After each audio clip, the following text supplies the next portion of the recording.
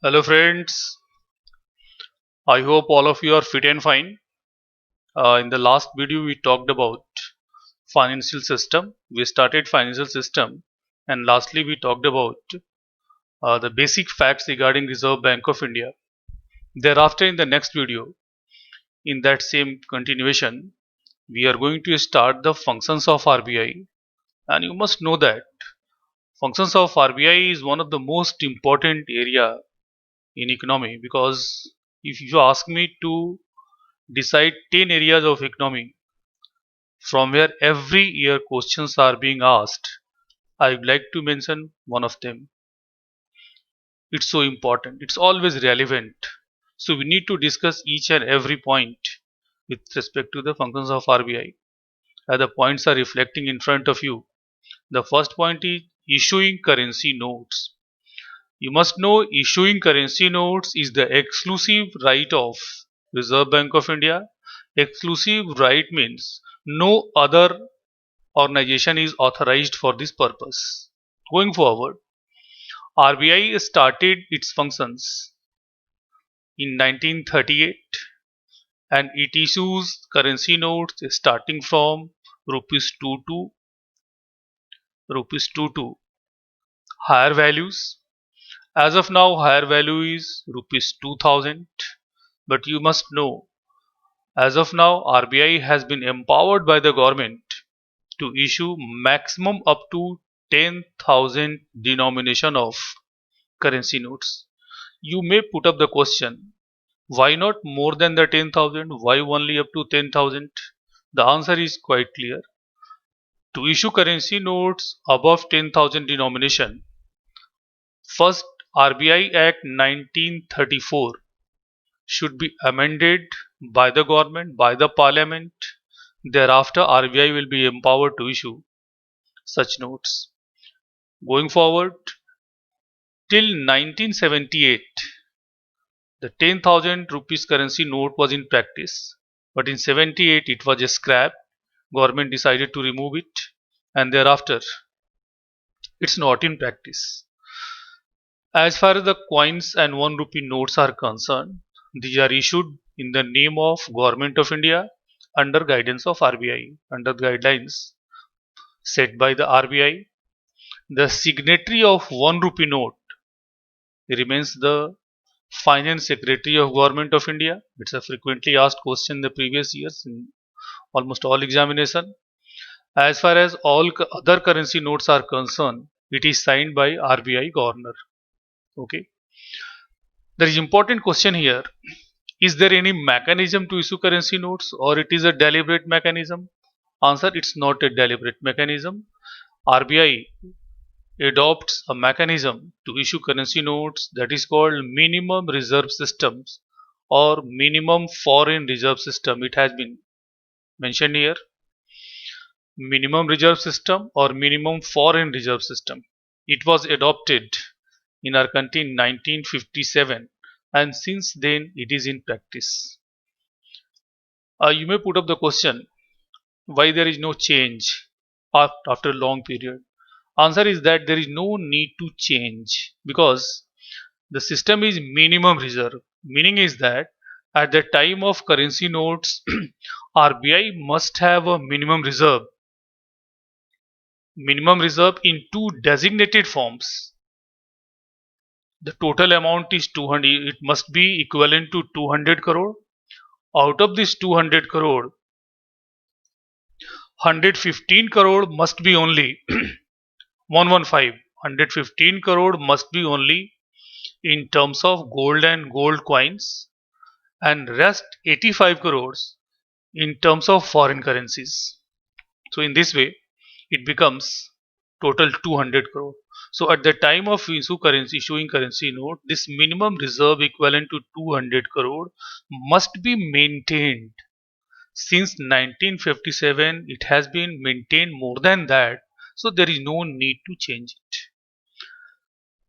Here I would like to mention that the gold reserve plays vital role. So things like a common man, as a common man have surplus funds, they purchase gold and maintain in their house here and there. and it helps them in a case of crisis. Similarly, whenever RBI has surplus funds, RBI purchases gold from the international market, from the internal market, and as of now, as they're reflecting in the notes also, as on June 19, 2019, the gold reserve maintained by RBI was 613 tons approximately. 613 tons approximately. This is the official gold reserve. Owned by the RBI means owned by the government. Okay. And on this particular basis, India ranks 10th position in the world. Okay. First position is held by America. As far as the printing press of currency note is concerned, there are four major, it is not mentioned here, but you'll have to remember, there are four major places in our country for issuing currency notes, for the printing of currency notes. The first in Devas, Madhya Pradesh. Devas is in Madhya Pradesh near Indore. Second, Nasik, Maharashtra. Third,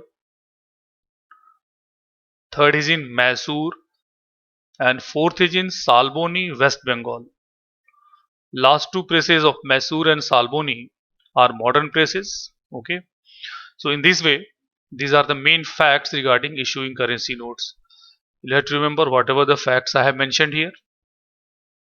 Come on the next point. Next function of RBI, lenders of the last resort. It is said about that bankers bank and lenders of the last resort. There is a question that in which particular bank a common man cannot open its account. The answer is RBI. You must know RBI does not hold the account of common people. Government maintains their account in RBI. As far as the meaning of lender of the last resort is concerned, it means that if as we need loan, we visit any bank, you know. Similarly, when a bank needs loan, visit RBI, and RBI is authorized to extend loan to the banks. So that's why this is called lender of the last resort. Next function is government's banker, agent, and advisor. You know, as a common man, we need bank in different way, and we banks are rendering different kind of services for the common man. Similarly, for the purpose of the government itself an entity, and government has to undertake several economic activities. Therefore, whenever government needs any kind of banking activity, RBI helps them. RBI cooperate government of India, as well as RBI also functions like agent inside the country or outside the country regarding any banking matter, as well as RBI is an expertise body. Those who are functioning, those who are in RBI, they are most knowledgeable person of economy, and from time to time they advise government in their respective areas. Fourth function of RBI, debt manager to the government. Debt means loan. You know, our government from time to time takes loan from outside the country, from inside the country. So whenever government takes loan, there is no separate department for the government. So the entire loan management is conducted and operated by RBI on behalf of government of India. But you must know, in future, it is expected that this particular function of RBI could be separated from RBI, and an independent agency will manage the funds. But even today, it is being managed by RBI. So whenever in future it will be separated from RBI, we'll have to watchful for that. Next function of RBI, regulator to the monetary and banking system. Easy to understand. Whatever any kind of issue relating to money and banking is being regulated by RBI, being the boss of the system. Next one is custodian to foreign currency reserve. You know, huge amount of foreign currency comes to our country. It's good for the country. and the entire amount of foreign currency is maintained, and the account is also maintained and managed by RBI. Okay, so that's why you, you can say that RBI is the custodian or manager of foreign currency reserve. Next function is regulator of exchange rate system. Exchange rate means we'll discuss exchange rate system in detail under foreign sector, but here we must have some basic idea. You know that there is a difference in the value of foreign currency and domestic currency. So at what rate it will be exchanged, that rate is called exchange rate. Say for example, if today $1 is available in 75 rupees, so that is exchange rate, and it's a big mechanism. We'll have to discuss in detail because it is an important area of question, but we'll detail it under foreign sector here. But here the meaning is that the entire exchange rate mechanism, exchange rate system is regulated by RBI. Here it's only this sort of information is required here. Okay. Next function of RBI is publication of monetary data. You know, the entire monetary data is created and maintained by RBI. So obviously RBI will issue the RBI will publish the data, all the data, and for this particular purpose, these two reports are important. So the annual report of RBI relating to monetary data is called Annual Report on Currency and Finance. Annual Report on Currency and Finance. It has been the question also. Who issues this report? It is issued by RBI, and this is the annual report of RBI. There is another name, the report published by RBI called Financial Stability Report. Financial Stability Report is published by RBI after every 6 months, relating to economic condition of the country. So it is a half yearly publication. Okay.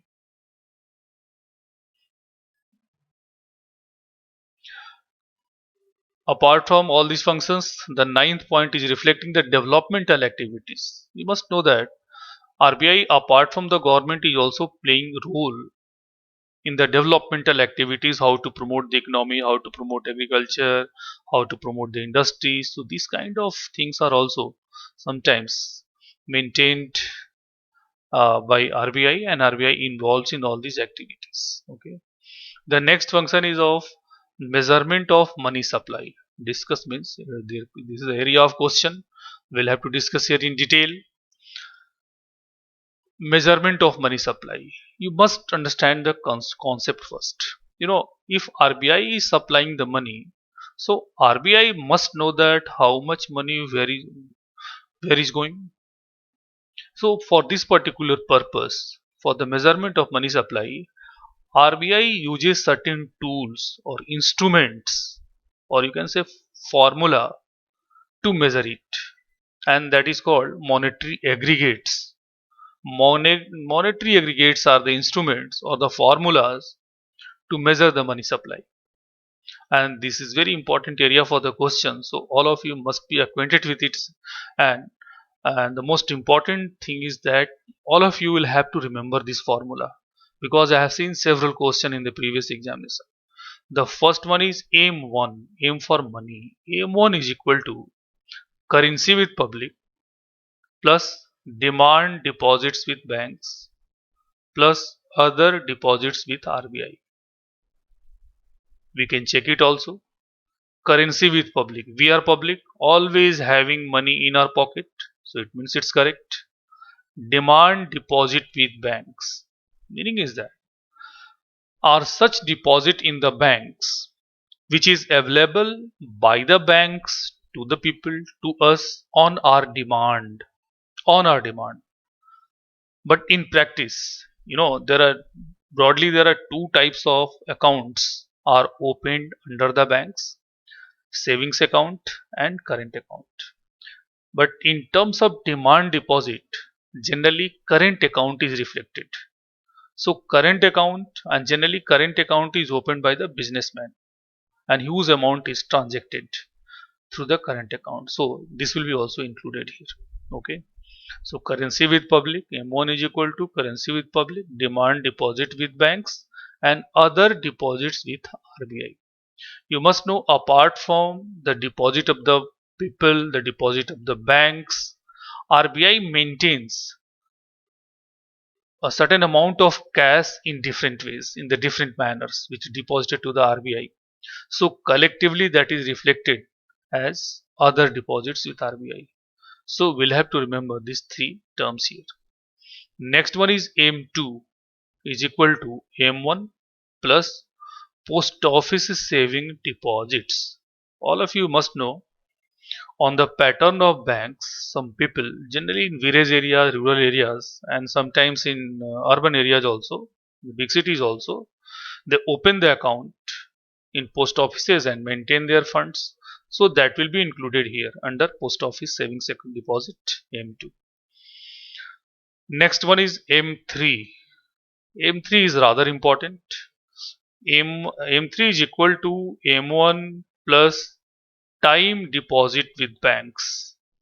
TD, time deposit with banks. That time deposit means such deposits with the banks by the public, which could be available by the banks after certain period, after certain pre-decided time, and the fixed deposits are the best example. Fixed deposit, a recurring account. So this kind of deposits are falling under deposit, time deposit with banks, because this will be available to the common people after certain time. And above all, time deposits as a concept, all of you will have to remember, time deposits play a vital role in the banking system, because the size is very big, the size is very large, and that's why it helps a lot to the banks. Okay. So M3 is equal to M1 plus time deposit with banks. So when you expand the M3, there will be four items here. M1, the entire M1 is the part of M3, and apart from that, the time deposit with the banks also. So you can say that the entire deposits in the banks are clubbed under M3. So what RBI does, taking base of M3, on the basis of the calculation of M3, RBI assume or assess the money supply, and that's why this is also called broad money. So M3 is also called broad money. M1 is called narrow money. Why M1 is called narrow money? Because in all these three places, currency with public, demand deposit with the banks, other deposits RBI, it is available in cash, and cash could be exhausted at any time. That's why M1 is also known as narrow money. So narrow money and broad money, M3 is broad money. These are also considered one of the types of money. In the last video we talked about different types of money. So it might be some more types of money. Narrow money, M1 is narrow money, and M3 is broad money. There was a question, out of all these M1, M2, M3 and 4, which one is more liquid? Liquid means wherever the cash will be available, there will be more liquidity. So obviously out of all these four, M1 is rather liquid, more liquid, because it is always available in, in form of cash. As far as M4 is concerned, M4 is equal to M3 plus time deposit with post office. Many people make their FD in post offices. So this kind of deposits will be covered here. But you can see here under M2 and M4, the deposits of post offices are included. And the concept is that the total amount of deposits with post offices are very less as compared to the banks. So whatever in practice, RBI leave wherever the post office deposit is there, RBI try to avoid them, and that's why the entire deposits under banks are clubbed under M3, And on the basis of M3, RBI becomes able to measure the money supply in system, in economy, and that's why M3 is called broad money. So for the examination point of view, when you see the question paper of the previous years, most of the question have been based on M1 and M3. Question like that, which one is called narrow money, which one is called broad money. Okay, sometimes some more difficult question depending on the examination, ambit of the examination, standard of the examination. Say for example, consider the following statements: which one is not the part of M1, which one is not part of M3, which are included under M1, which are included under M3. So once you remember these equations, you'll be able to decide the correct answer in a very easy way. But some more information here. This is the traditional method what we discussed, monetary aggregates. Traditionally it was in practice, but some years back RBI decided to consider these monetary aggregates and they appointed a committee, and that committee was chaired by Y.V. Reddy. You know, Y.V. Reddy has been one of the RBI governors, so he was the perfect man for this purpose. And that committee, Y.V. Reddy committee, suggested some reforms in the monetary aggregates, and those reform was these are the reforms. Uh, as per the suggestions of the Y.V. Reddy committee, there was no change in M1. Means M1 is unchanged. Okay, that was the first recommendation. As you are watching here, the first M1 and the recommended M1 both are same. Once again, M1 is equal to currency with public, demand deposit with banks plus other deposit with RBI. Okay, but there was a change in M2. Here M2, as per the recommendation of Y.V. Reddy committee, M2 is equal to M1 plus time deposit with banks for less than or up to 1 year. You know, in banks, many people make the deposit for different periods. If the period of deposit is up to 1 year or less than 1 year, that will be included under M2 here in the new recommendation. Okay. As far as M3 is concerned, there are three components of M3. Here M3 is equal to M2. When we compare from the old phenomena, M3 was equal to M1, but now Mr. Y.V. Reddy has maintained the sequence. Here M3 is equal to M2. It's a big difference. So we'll have to understand, we'll have to remember it.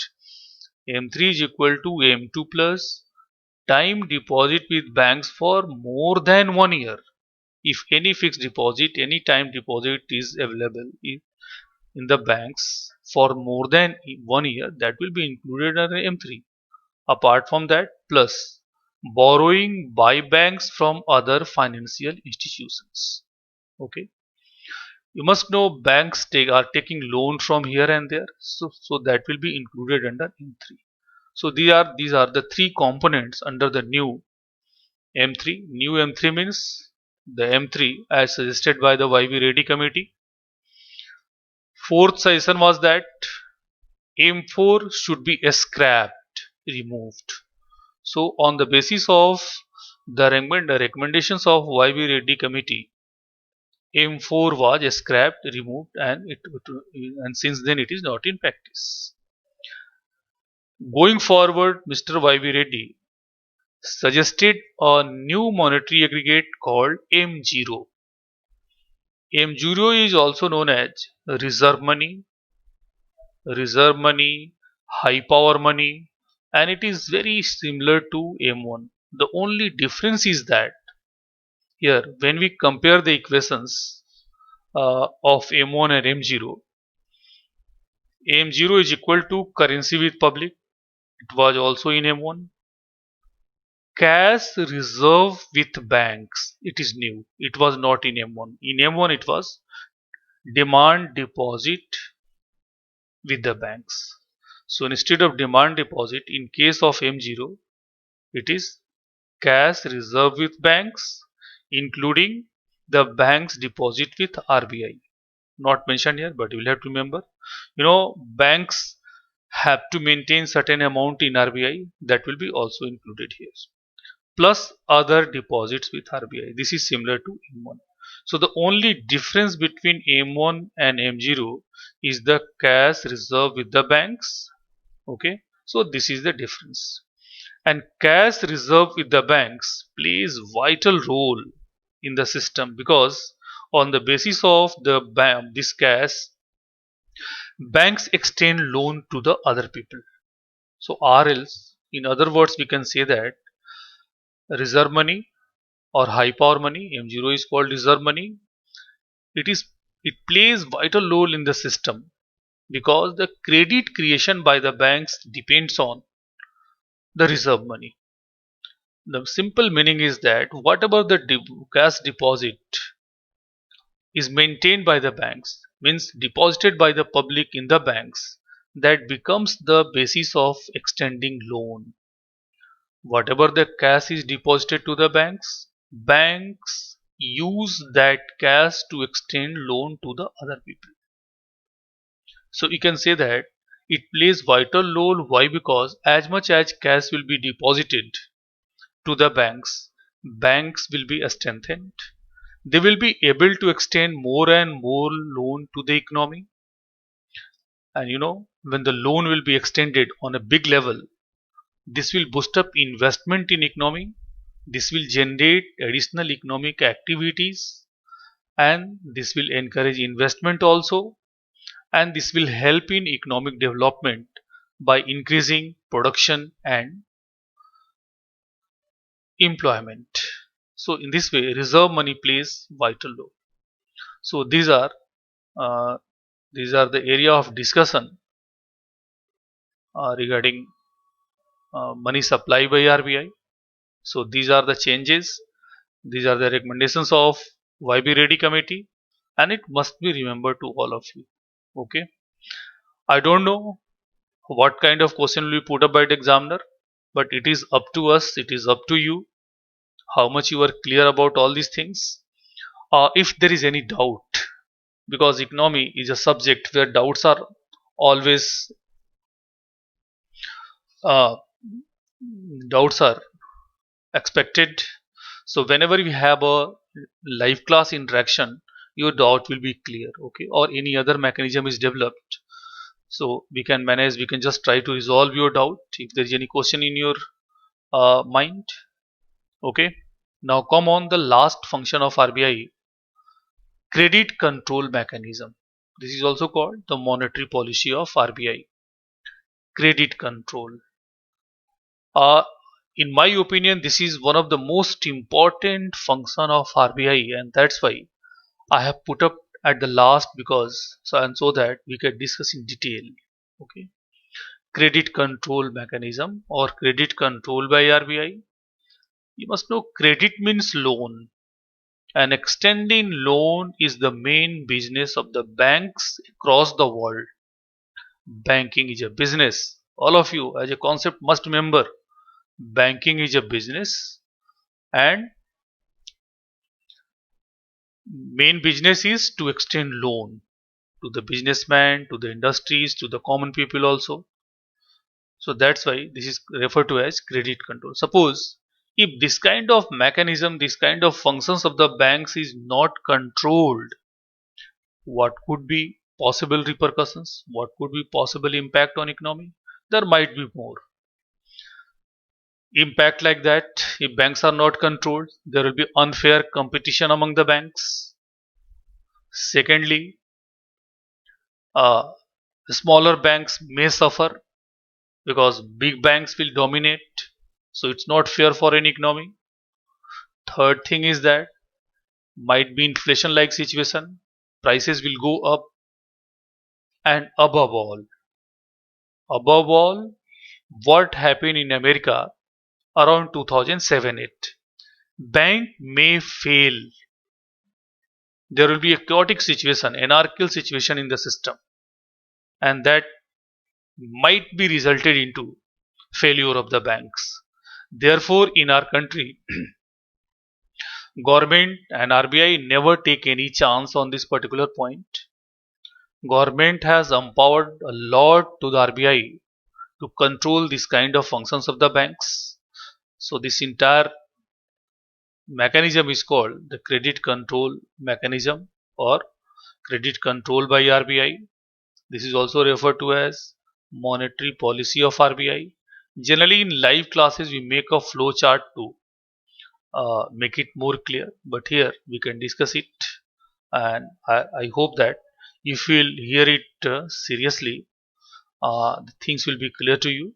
Okay, the entire mechanism of, just try to understand, all of you just try to be cautious and try to understand clearly. The credit control mechanism is divided into two parts: quantitative credit control and qualitative credit control. This will be come up to you. First we'll discuss the quantitative credit control because it's always important. Quantitative credit control means under this control such measures are adopted which are directly controlling the quantity amount of the loan. Such measures are adopted, once again I am repeating, such measures are adopted under quantitative credit control which directly affects the quantity of the loan. Okay, and on the basis of the nature of this kind of control, it has been divided into two parts. So quantitative credit control itself divided into two parts: direct measures and indirect measures. Okay, direct measures means if any step, any policy step is taken by RBI, this will be effective and applicable for all the banks in the country, whether it is public sector bank, whether it is private bank, all banks are bound to follow it. There are two direct measures: CRR, cash reserve ratio, and SLR, statutory liquidity ratio.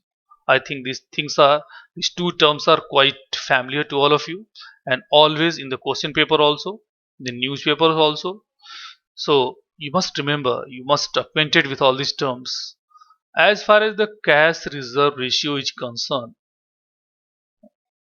you must remember that under CRR, every bank has to maintain a certain portion of their cash deposit, or the technical term is NDTL. NDTL means net demand and time liabilities. NDTL means at a particular date and time, whatever the net cash flow in a bank. So whatever the net cash flow in a bank, that is called CRR.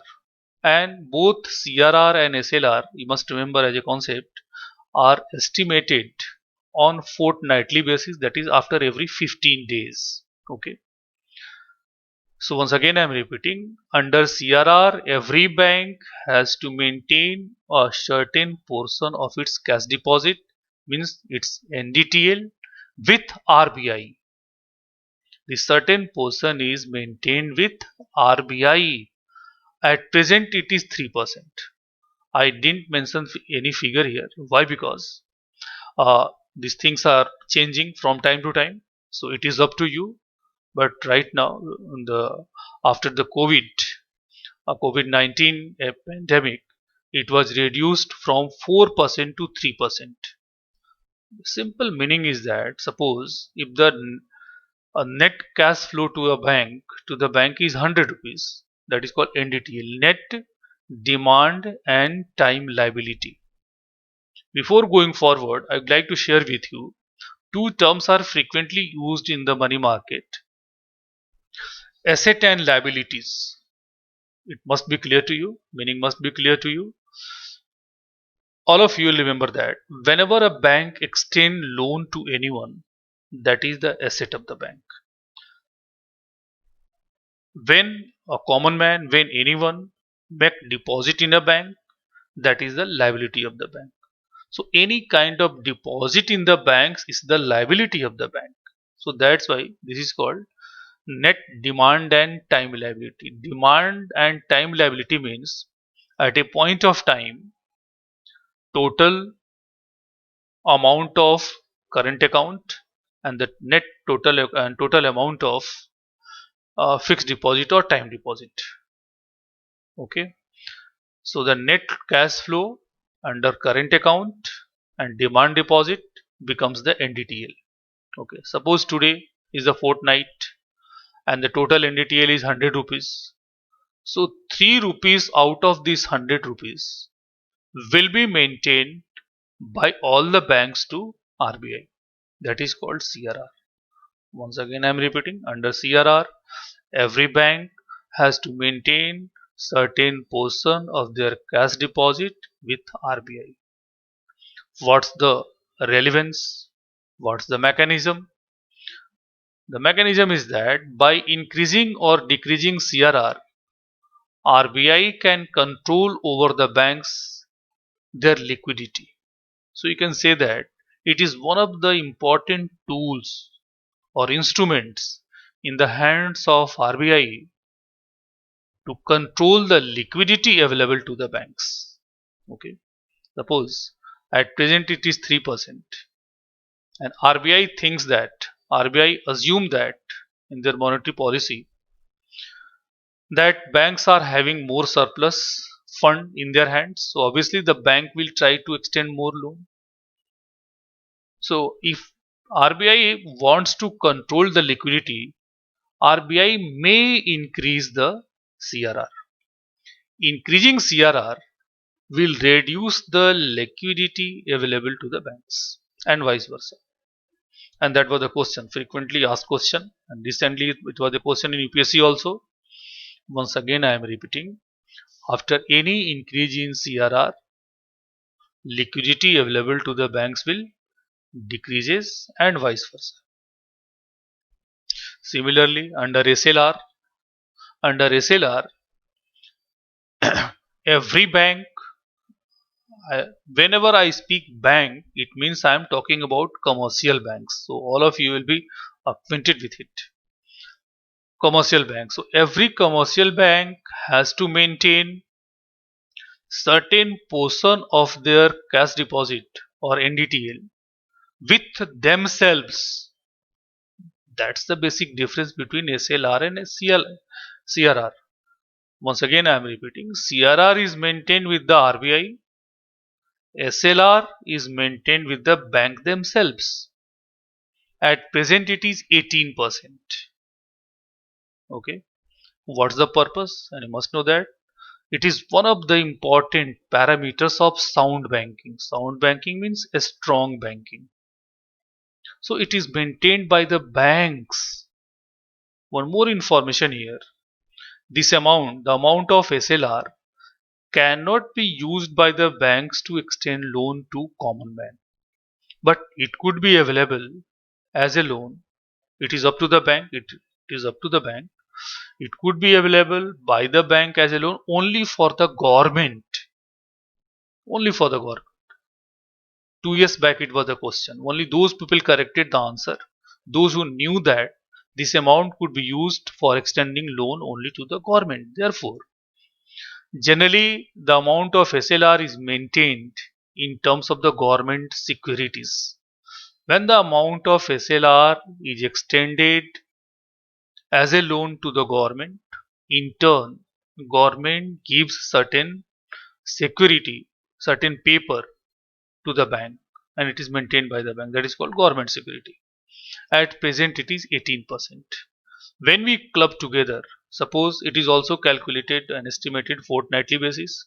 Suppose today is the fortnight and total NTDL of a bank is, a particular bank is 100 rupees. So 3 rupees out of this 100 rupees will go in terms of CRR to RBI and rest and, 18 rupees will be maintained by the banks and the rest amount will be used by the bank to extend loan to anyone, to the common people, to the businessman, wherever the bank wants. So that's the mechanism of direct measures. So direct measures are considered as harsh measures, harsh in not negative sense, harsh in the sense that whenever any change will be brought under a CRR and SLR, each and every bank has to follow it They cannot deviate. If they will do any mistake, they might be punished by RBI. That's the mechanism. Now come on indirect measures. Indirect measures of quantitative credit control. There are three segments of indirect measures. The first one is LAF, Liquidity Adjustment Facility. Second one is Open Market Operation, OMO. Question has been asked. Third one is bank rate. Let me consider. Let us consider in detail. Liquidity adjustment facility means whatever the liquidity is available in the system, how to adjust this liquidity among the banks. You know, some banks are having more fund, some banks are having less fund. So how to adjust it? For this particular purpose, two interest rates are used by RBI. They are well known: repo rate and reverse repo rate. Repo rate is very familiar. It's very important phenomena. This is also called the policy rate of interest. So you must remember and must know about that in detail. Repo rate. Repo means repurchasing options. That is the full form of repo. Repo rate is that rate of interest at which RBI lends to other banks. Okay, once again I am repeating. Repo rate is that rate of interest at which RBI lends to other banks. Okay, as of now, in May 22nd May, in a continuation of decreasing the repo rate, it has been reduced to 4%. So, meaning is that if repo rate will be reduced by RBI, thereafter all the rate of interest for home loan, house loan, home loan, car loan, and any kind of business loan will be reduced accordingly. So, reduction in repo rate is important for the economy. If the repo rate will be reduced, it means loan will be cheaper. When the loan will be available at a lower rate of interest, this will boost up the economy, this will boost up the investment, this will encourage the development, production, and employment in the country. And that is what going on. As far as reverse repo rate is concerned, as the name is reflecting, it is opposite to the repo rate. So it's easy to understand. A reverse repo rate is that rate of interest at which RBI borrows from other banks. In case of repo rate, RBI lends to other banks.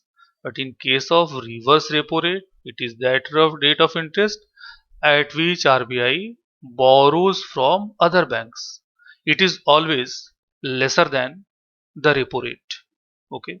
As of now, it is I think 3.35%. Keep on changing. Nowadays, there is a frequent change. So suppose uh, on the reverse repo rate, RBI borrows. But in practice, what happens? The inherent objective behind the reverse repo rate is to absorb the surplus liquidity available to the banks. Once again, let us consider. Suppose some banks are having surplus fund. Some banks, not all the banks. In such a condition, it is up to the bank. RBI will show them a certain rate. That rate will be known as reverse repo rate. Implication is that if the bank, I have already mentioned you that banking is a business and banks always wants to take advantage of even a rupee for every minute. So suppose some banks are having surplus fund apart from the required funds to extending loan to the common people. Even after that, there is a surplus deposit for 7 days, 10 days, and 1 month. So, in such a condition, the banks will prefer to maintain their funds, to park their funds with RBI to get the advantage of certain interest. Okay. and in lieu of that, these banks will get certain interest. So in this way, all these three parties means RBI, lender bank, and RBI, lender bank, and borrower banks will get benefited. Those banks will have surplus fund. They will get the interest at the rate of reverse repo rate. What RBI will do? RBI will use this amount to extend loan to those banks, those who are needy, those who are coming to the RBI for loan, and RBI will use these funds to extend loan to the needy bank at the repo rate. Okay, and the difference between the repo rate and reverse repo rate is the benefit of RBI, and in this way liquidity will be adjusted in the market. So that's the mechanism of liquidity adjustment facility. Repo rate plays vital role. Having seen its relevance in economy, it is also known as the policy rate of interest. That's why, in our country, uh, there is a mechanism of bi-monthly assessment of bi-monthly means after every 2 months, RBI announces its monetary policy, and repo rate plays key role. Each and every businessman, industries, industrial class, corporate class, just closely watch what's happening with the repo rate. Okay, so repo rate is very important for examination point of view and for the economic point of view both. As far as the open market operations, this is the second segment of the indirect measures, OMO, under open market operations. But before going forward, you must know that repo rate and reverse repo rate are short-term mechanism. If RBI lends to other banks, it is for a short-term period, only for a short-term period, that is for less than 1 year. And similarly, the reverse repo rate, when RBI is borrowed from other banks, this is also for a short-term period, not for a long-term period. Similarly, open market operations is also a short-term mechanism. What happens under open market operations? Under OMO, RBI sell and purchase government securities in the money market. So, in other words, we can say that open market operations, that is OMO, refers to the mechanism of sale and purchase of government securities in the money market. Why these are referred to as indirect measures? Because RBI is not making bound to any organization to do it. It is up to the banks. It is not mandatory for them. So under open market operations, if RBI thinks that there is certain liquidity in the system, RBI will try to sell out the government security. When RBI will sell out the security, fund will come to RBI and security will go to the banks. In this way, liquidity will be absorbed. So this is one of the alternate mechanism. Suppose increasing CRR is not looking viable, because if to control the liquidity CRR is increased, all banks will be affected. So that's why it is indirect measures. But in case of indirect measures, it is not mandatory to the banks. It is up to them whether they are taking the advantage or not. So those banks will have the surplus fund. They may purchase the government security. You may put up the question, what is the benefit to the banks to purchase the government security? There are two benefits. The first benefit is that as long the banks will maintain the government security, they will be entitled to get certain interest decided by RBI. Second thing is that these government securities are used bank to bank transactions, very frequently used by the bankers. Suppose a bank today need a fund immediately and there is no fund. So what this bank will do, this bank may place this security for 1 or 2 days to the nearby banks, take the cash, to borrow from them on behalf of that securities, and to complete their work and to meet their objectives. When the fund will come up, When more deposit will come to the banks, that security will be taken in turn. So in this way, among the banking transactions, among the bank to bank transactions, government securities are frequently used.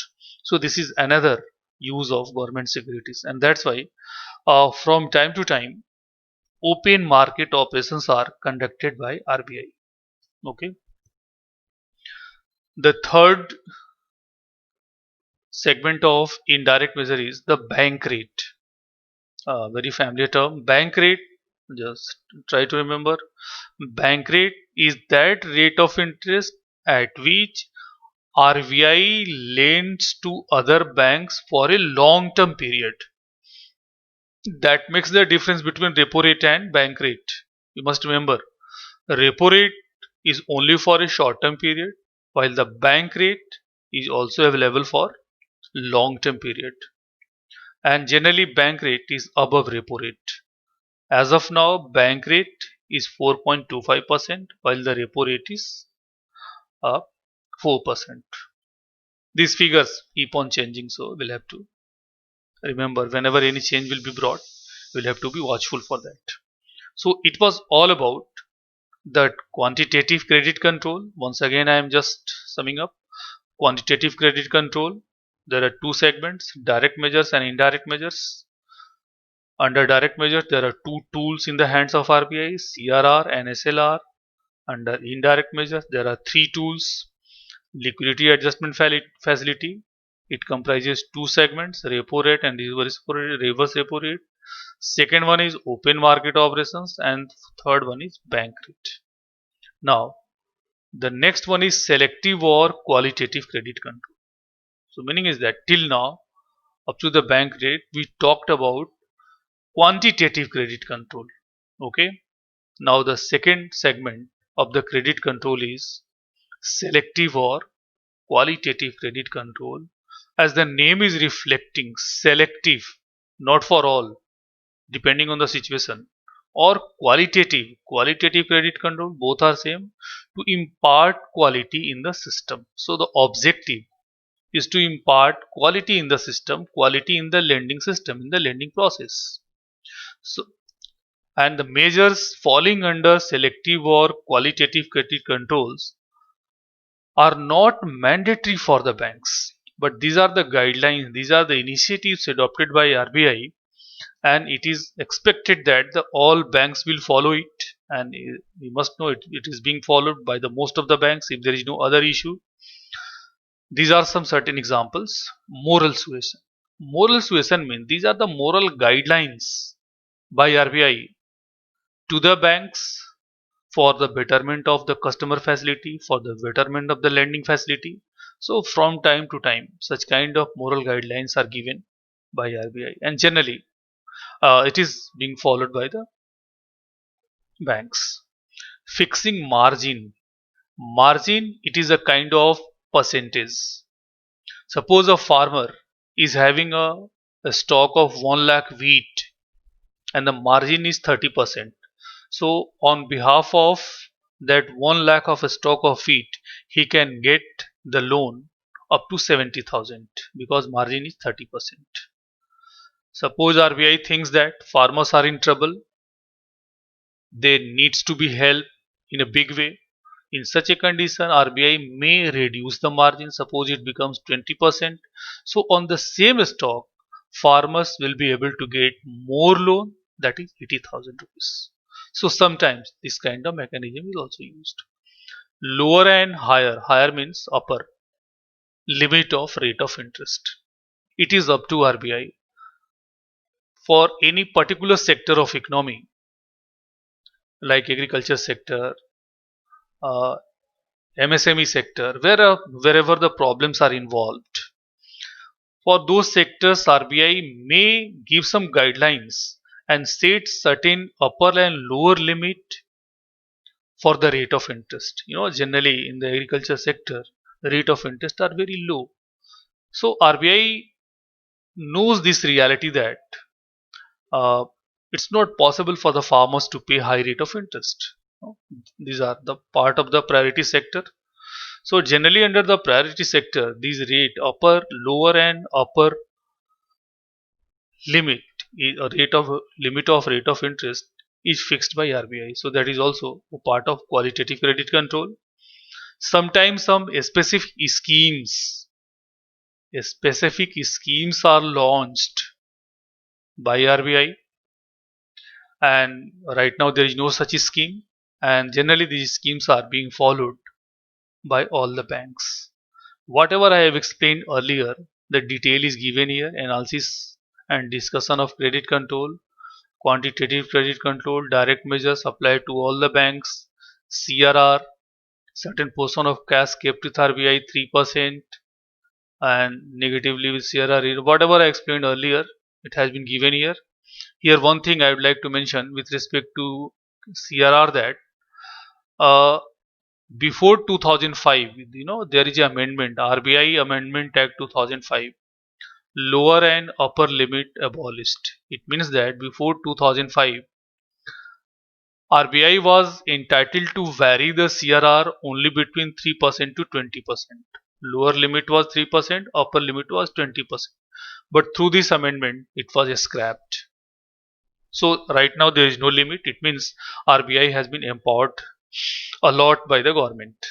Second important amendment was brought through this amendment act, no interest to the banks. It means that before 2005, banks were getting certain interest on CRR. Under CRR, whatever the amount was deposited by the banks to RBI was giving certain interest to the banks. But after this amendment, nowadays banks are not getting any benefit on CRR. Okay, so that it's not beneficial for the banks. That's why sometimes I have seen that bankers are criticizing the RBI, because saying that they maintain such a huge amount of cash, but they do not provide any kind of benefit to us. Okay, but even after that, it is being maintained. Whatever we have discussed earlier, the same thing is given here.